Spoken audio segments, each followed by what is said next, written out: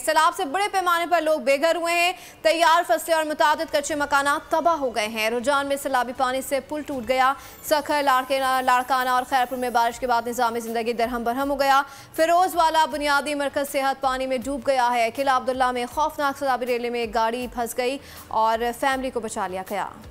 मुल्क के कई इलाकों में तूफानी बारिशों के नतीजे में सैलाब ने तबाही मचा दी। रुझान में सैलाबी पानी से पुल टूट गया। पुल पर मौजूद अफराद को बचा लिया गया।